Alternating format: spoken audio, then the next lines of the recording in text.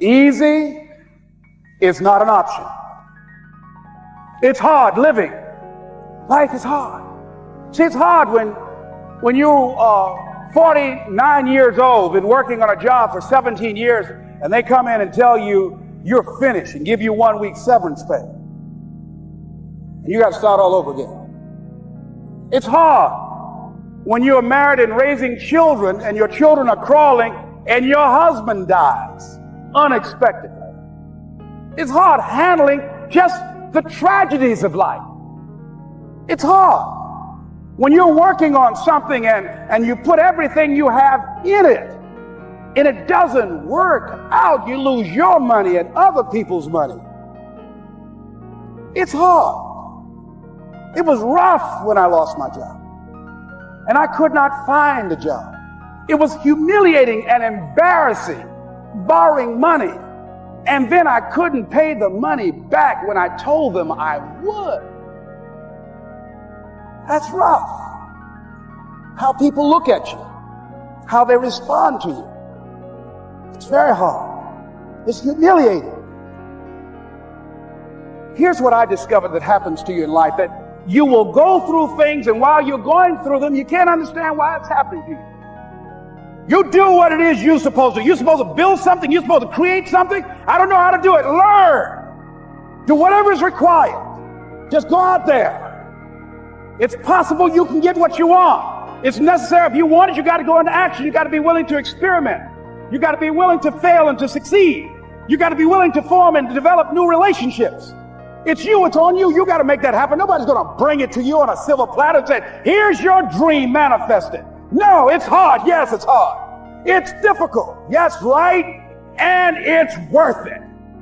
You have no say-so in what happens to you, but you have a say-so in what you do about it.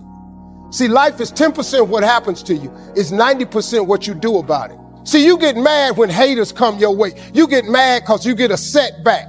You get mad because you get thrown off course. You get mad because you get a detour. That's just dirt. You get mad because they talking about you. That's dirt. You get mad because you lost your mama. That's dirt. But show me something that has grown into something beautiful that didn't have no dirt on it.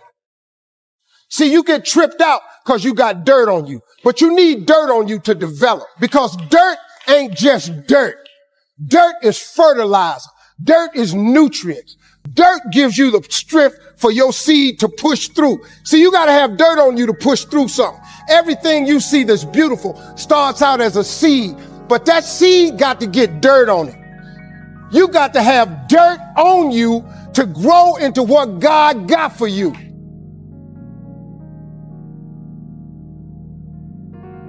As you go through the challenges of life and you look at it and embrace whatever comes to you, don't run from it. Step toward it. Don't try and duck it like most people do. See, most people want it easy. See, easy come, easy what? Easy go.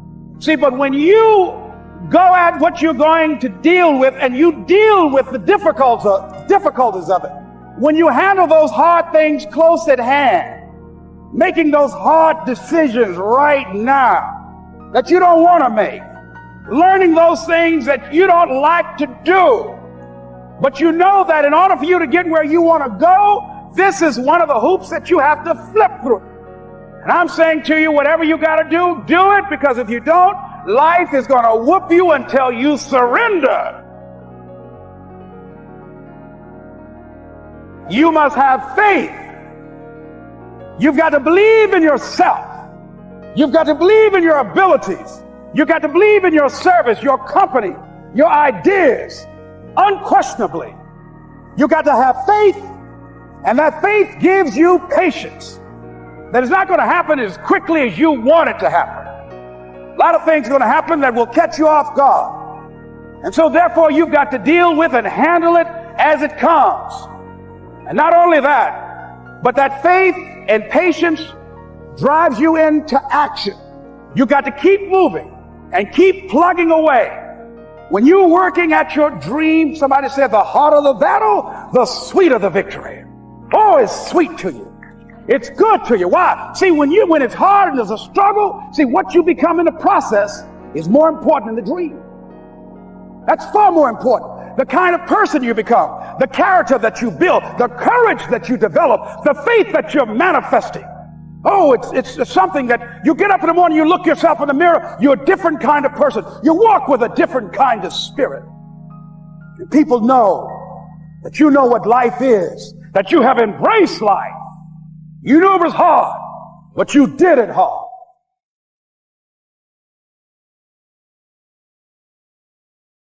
When you make the decision to do what you want to do with your life, just know this: because the family and the friends in your life do not share your vision, in most cases, they will be the first person to try and talk you out of what you want to do with your life. But know this: only those that can see the invisible can do the impossible. Because they don't see what you see doesn't mean that you're supposed to settle and not do the things that God has sent you in your mind and your spirit.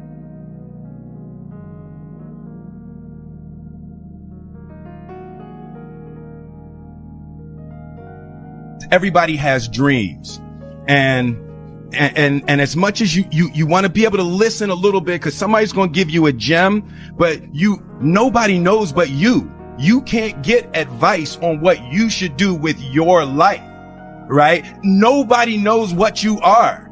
Like even sometimes you don't really even know what you are. You got to take your shot. And it's like, as much as you want people to agree and you want the people around you to be supporting your dreams and all, it's not going to be like that all the time. You got to do it alone, and people will help you. And when you get the ball rolling, people will jump on. But if you don't believe, nobody else is going to believe.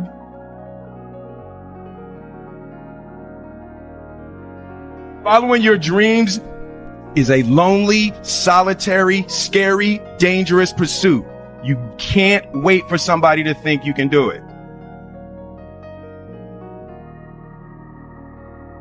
It's a lonely, scary, dangerous pursuit. I mean, how many changes took place in 1 year? No matter what we want to think, no matter what we want to believe, we all changed in 2020. My life changed, my mind changed, my habits changed, my discipline changed. I am not who I was. I want to know, is there anybody in here who can definitively say with evidence by looking at your behavior, not your clothes, that you are not who you were? Some of you, you're even watching this right now, and in just less than 10 months, your whole life looks completely different. And you weren't expecting that. You weren't planning on that. You had no idea those changes were coming. I suppose the question is, did you change for the worse, or did you change for the better? Because everyone changes, but not everyone improves. Successful people know how to change with the times. They don't get stuck in a rut, doing the same thing the same way year after year. They're constantly evaluating where they are. They make adjustments so they can improve. We have to stay open for change. We can't get so set in our ways that we won't try anything new. This is why many people don't have any enthusiasm. There's no freshness in their life. Every time an opportunity comes for change, for promotion, because they're not used to it, they shrink back. They don't realize that's what's keeping them from going to the next level. I had a change in my heart. I had a change in my mind. I had a change in my behavior. When he got to change in me, I thought completely differently than I do today. You can see it in my walk. You can see it in my talk. You can see it in my behavior. People I used to run with, I don't run with anymore. Places I used to go, I don't go no more. I know I've been changed. I know I've been. But how many of you know that when you get tired, when you get fatigued, when you get desperate, you start lowering your standards pretty quick?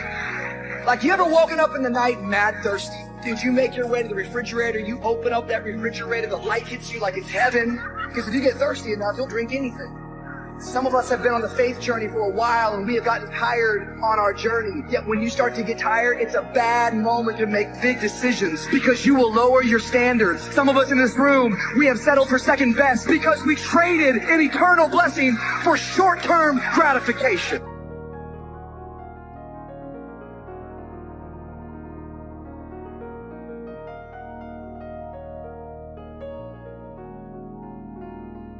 Napoleon said, number one, a leader needs unwavering courage.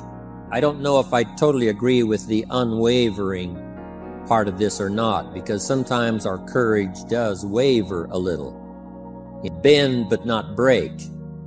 You know, courage mounts up, and then sometimes we have the doubts that creep in, and we reach a little deeper to find that courage that overcomes our doubts and our fears. So I would probably debate a little bit with Napoleon on this unwavering courage, because sometimes courage does waver. But as long as it stays, as long as in the end there it is to serve you, the courage to do what you didn't think you could do, the courage to step into territory that might be a little unfamiliar, the courage to talk to somebody you don't know, the courage to attempt conducting a meeting, the courage to give your first testimonial, the courage to solve problems you couldn't solve before, that kind of courage. Courage to stand up when it's sort of dark in your corner, the courage to do it when it isn't going your way, seemingly. That kind of courage. Wavering a little at times, yes, because we all have doubts that attack us. We all have small fears that creep in. That is the nature of life. But that's what faith is all about. That's what courage is all about. To serve us when our doubts will not serve us well. Faith to overcome fear, and courage to overcome our doubts. Second, Napoleon said, self-control. That, of course, is the very essence of life itself, is self-control. Because we all have this warfare going on. You know, it's going on in the world, the warfare between liberty and tyranny. In our own body, the warfare between health and illness, the struggle is on. Struggle between light and darkness, the struggle between good and evil. I call it opposites in conflict. And as soon as you're born into the world, as soon as you find yourself and discover yourself on this spinning planet headed somewhere, you know that this exists. To be a civilized society, we must drive the dark side of our nature into a small corner and let the positive side flourish.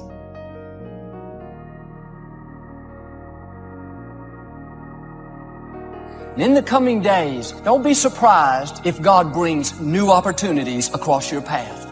Some of you are going to be offered a position that you feel is over your head. Or maybe you single people, God's going to bring somebody new into your life. You'll be tempted at first to play it safe. Think about all the reasons why you can't do it. You've been hurt in the past. You can't get into that new relationship. You're not qualified for that new position. If you're going to experience God's best, you got to be willing to take a risk. You can't get stuck thinking that it can only happen one way. This life that you're living is one long, big journey. And maybe you hit an obstacle on the way that slowed you down, or maybe put your goal on the back burner, but do not call yourself a quitter. You're already telling yourself that you're a quitter. You put that in your background, and I don't want to see that happen to you because you matter too much. You are not a quitter. You are not someone who gave up. You are simply someone who may have not been ready to face some of the demons that are in your background. Who may have not been ready enough to say, you know what, I love myself enough this time to believe myself enough to keep showing up for myself. What would you do with your life if you had it to live over? What is one value, one deep commitment from which you would never budge? Are you proud of how you have been living your life? Have you explored your natural talents, your gifts, by enthusiastically trying a variety of activities?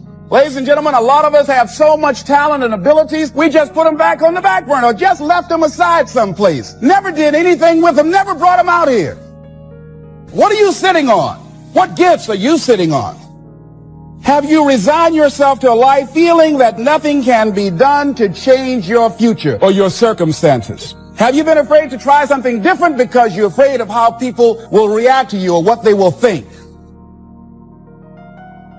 Early, we must learn to exercise self-control. Power is a wonderful thing, but it must be exercised properly. It must be exercised to benefit, not to destruction. So self-control is certainly necessary to be a strong leader, so that you can become the best example. The example of having your temper well managed, to having that dark side of your nature under control. The best example of choosing wise words and not being careless. That kind of control. Control of your appetite. Control of your desires, so that they fit into the positive side of life and not the negative side. Then he said a leader must have a keen sense of justice. How very true. Justice we become familiar with, even when we're small. When certain things that happened or were done to us that something told us that wasn't right. Someone did us wrong. We have that sense of right and wrong. And it starts very early. Then we have to have that sense of utilizing what's right and what's wrong so that we develop this sense of justice, this sense of being fair, this sense of being on the positive side, on the right side. To minimize a person's mistakes, they need to have this sense of justice. We have to have justice when we're building an organization. What's fair, what is a good balance, certain rules and regulations, so that all of us have a chance to fit within this framework of fairness, justice, and what's right. Otherwise, enterprise cannot work. Otherwise, we have what we call, in a political sense, anarchy, where there is no justice. When might is the order of the day, power is the order of the day, not the law, not the rule, not what's right, but power. And we would all dismiss that. It's been a catastrophe in the last 6,000 years. The governments that resorted to power instead of democracy, that resorted to intimidation instead of freedom. And we all know the terrible toll that takes. But it takes a toll not only politically in a country or politically around the world, but it takes a toll even in enterprise. It takes a toll in school. It takes a toll in working on a team where someone is unfair or where the leadership is not fair in the administration of justice. So this is true. A keen sense of justice and what's fair and what's right. Part of this we have to learn as we go. You don't have it all the first year. You haven't got it all the second year, the third year. After all the years that I've been around, both as a human being and as a business person, you're still, even at these years, trying to decide what's best, what's fair, what's right, to give balance to our life and to build on a firm foundation for the future. Here's another one, he said, definiteness of decision. Indecision is the thief of opportunity. If you don't decide, the opportunity could slip away. If you don't decide what you're going to do today, the day could get away and you're not very effective.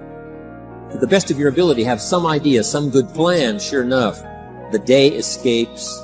And in the morning you say, let's see, what should I do now? In the afternoon you say, hey, time's getting away from me. What should I do now? And now most of the day is lost.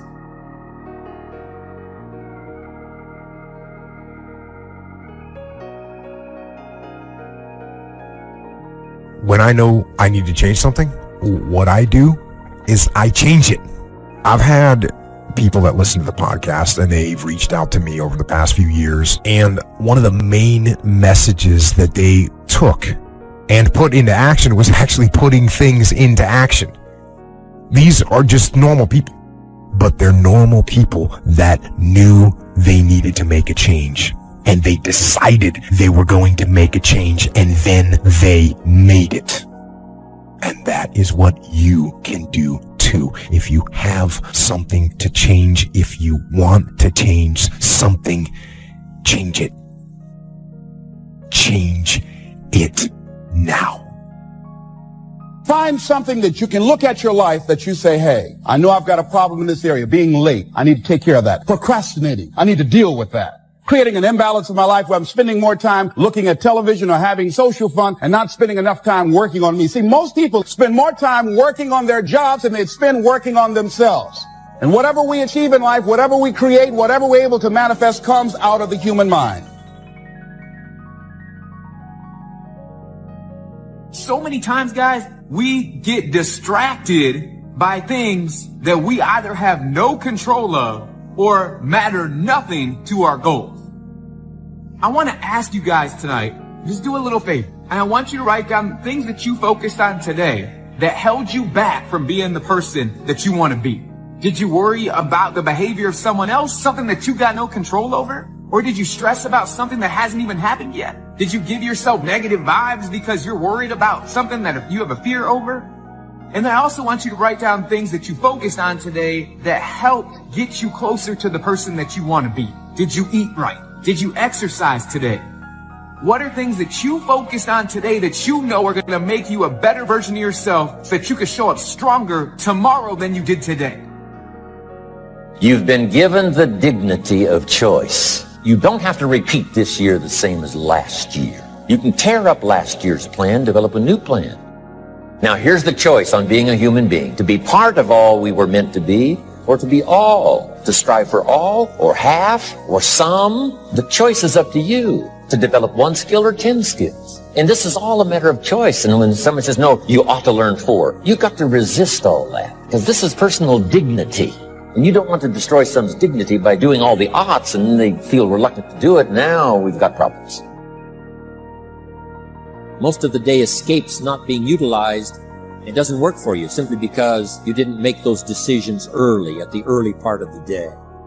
The decisions we make in the early part of our life sometimes last for a lifetime. The early decisions that you make about what you're going to do with your life, those decisions are vitally important. If you neglect them and don't make them, sure enough, the time passes and the opportunity sometimes is diminished. And sometimes you spend a lot of time now catching up simply because you didn't make those early decisions. So it's the decisions at the first of the day, it's the decisions at the early part of the month, it's the decisions at the early part of the year that greatly determines what kind of year you're getting. The decisions you make in the early days of your marriage, sometimes those are the decisions that affect the marriage for a lifetime. The decisions you make at the first chance you see opportunity, those decisions, what you're going to do with it, how far you're going to take it, what it's going to be meaning to you in the years to come. Those early decisions are vitally important. Then we need decisions to correct poor decisions, to overcome our mistakes. It's possible, of course, for all of us to make unwise decisions. And at the end of 1 year, at the end of 1 week, 1 month, or at the end of a few years, we say, that decision cost me too much. Cost me a lot of time, cost me a lot of money, cost me maybe a good relationship, cost me a chance to be productive. But as long as you're alive, there's still a chance to use new decision power to correct the mistakes of decisions that were bad in the past. All of us have the opportunity to do that, but I think Napoleon was right here too. You got to be definite in making decisions so that the opportunity doesn't pass you by. Take advantage. Here's the next one. Napoleon Hill said, a good leader has definite plans. How important that is. So here's what you should do. The lack of plans have lost a month or two, or you've lost a week or two, or maybe you've lost a year and you were 10% effective instead of 100%. Now's the time to change all that and start making some plans. You got to have some plans for your family, right? You got to take your family along. Don't leave them out. One of the challenges all of us have in making our plans is how to balance everything, to make sure that we don't regret at the end of the year, I spent too much time on that. I spent too much money. And then if you have, say, how can I not do that again? Construct some better plans so that you won't have any regrets at the end of a year to come, 5 years to come, 3, 4, 5 years to come. But now for you, your plans to be financially secure. You got to have a good plan for your resources so that you find yourself secure regardless of what happens. One more on plans, and that is the plan for your personal development. The plan to be better this year than last year. The plan to take the classes, attend the workshops, do everything you possibly can to show personal progress. Not just financial progress. Not just the progress of having one more car or one more home, but the progress of personality, the progress of communication skills, the progress in how to deal with people, progress in using your influence so that it multiplies its power by 5 by 10 versus what it used to be. You need those kind of plans. A plan for personal growth, personal development. Next, Napoleon Hill had a good saying. It was something my father had and passed it on to me as a good philosophy. And here's what he said. A good leader has the habit of doing more than what he gets paid for. What an incredible philosophy this is. The habit of doing more than you get paid for. It's what we call the service that you put out like seeds in the ground that doesn't bring the harvest immediately, but the harvest is yet to come. It's called like putting out the capital in capitalism. Doing more than you get paid for means that you're getting ready for the next move up. Because if you do more than you get paid for, you've made an investment. The average person might think if I do more than the company requires, then they're ripping me off. I'm not getting paid for that extra time, that extra attention. But you must not view it that way. You must say, I'm getting there a little earlier, staying a little later, as an investment in my own personal future. Because I want that kind of reputation. I want that kind of philosophy to work in my life. Do more than you get paid for. Right? They've got the product, you've got the money. But you can't stop your investment there.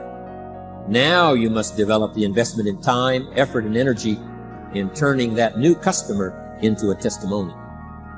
And sometimes that's the most difficult work, the work after the sale. Because the sale might be fairly easy. Someone says, hey, I've been looking for this product, I need it, here's my money.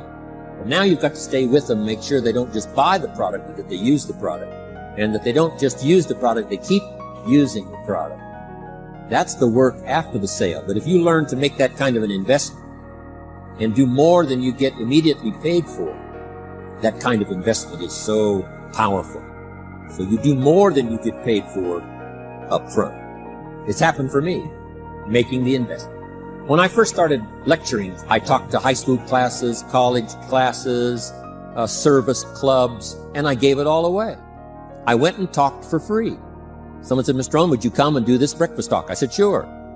Could you do this luncheon talk for this service club? I said, of course. And all of that in the beginning was for free. Primarily because I'd made my fortune. I didn't need the money, but I did it for free. But look what it's made for me by giving that kind of service in those early days. And finally it led to business and led to an enterprise. And I was giving the seminar all those years ago here in Los Angeles, and Mark Hughes was in my audience. So what you don't get paid for, don't worry about that. Just render the service with the vision of the future that it'll come back multiplied if you have this kind of habit, this kind of philosophy. Next, Napoleon Hill talks about personality. You need a pleasing personality. There's many parts to your personality. One is your working personality.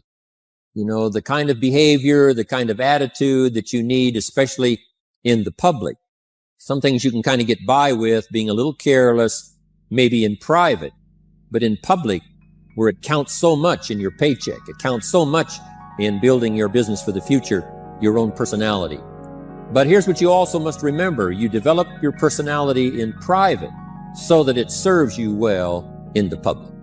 Sometimes we get the mistaken idea, I can be careless with just these few and be more careful when I have 1,000. But see, that doesn't work that way.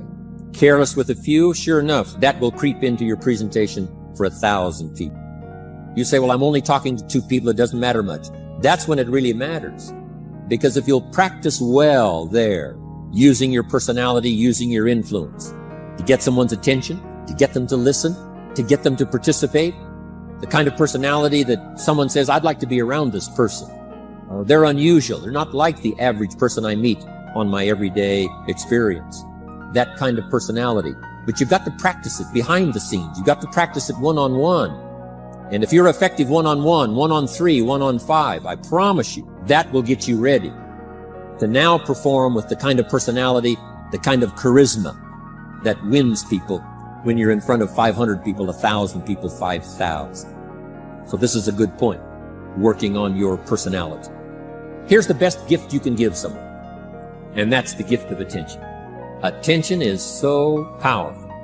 So, same thing you can learn to do. Utilize your personality, utilize your influence, give people the gift of attention. Next, Napoleon Hill said a leader needs sympathy and understanding. We have to develop that early in our lives. All of our lives, we have to look at those that are less fortunate than we are. Those who need a helping hand, and especially now we learn to look at those who need an opportunity, those who need a change in their health, those who need a change in their life and in their lifestyle. It's this kind of sympathy and understanding that drove Mark Hughes to construct the company. It took that kind of understanding, that kind of sympathy, that kind of deep emotional feeling. Then Mark understood what it meant to be poor. He understood what it meant not to have. He understood what it meant to be short on finances, on resources. He understood what it meant to lack full formal education. He knew all of those lacks. And instead of crying about it, he said, what I will do is change it for myself, and then I'll help other people that have the same challenge. Lack of education, lack of the money, lack of the resources, lack of good health, faced with all kinds of difficulties they can't solve. I'll get mine solved, and then I'll be strong enough and have the skills to where I can help other people. That kind of leadership quality is so powerful. That kind of understanding. Here's the next one. A leader must have, Napoleon said, a mastery of the details. How very true.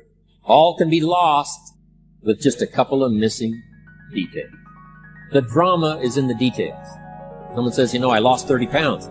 Well, 30 pounds is 30 pounds, but that's not the drama. The drama is, where were you before? Now someone begins to give us some of the details.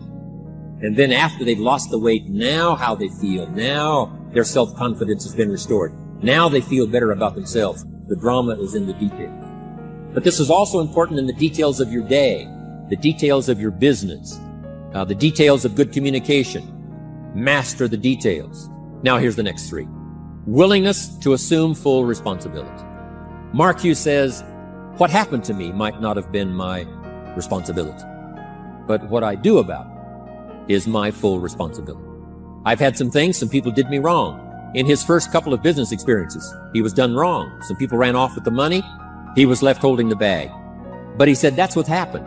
And I was not responsible for what happened, but I am responsible for saying to myself, now, what am I going to do about what's happened? If a hailstorm destroys the farmer's crop, he wasn't responsible for that. But his responsibility now begins when the hailstorm is over, when he asks the question of himself, what should I do now? Now that this catastrophe is over, now that the damage is done, now what should I do about it? And a philosophy I've taught all these years, it's not what happens to you that determines your future. It's what you do about what happens that determines your future. And this is a major part of it, accepting full responsibility. If you've got an organization, you're conducting meetings, and you're the leader, the responsibility ends with you.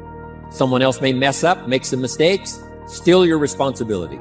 Some things over which you have no control, understandable. But what you do about it now, how you fix it, the diplomacy you use, the strategy you use, that's the kind of responsibility now that depends on you.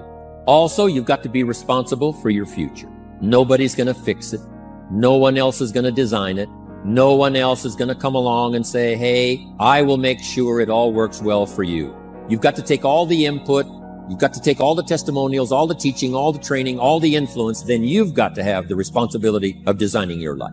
You can design a life of prosperity, or you can design a life just to coast and get by.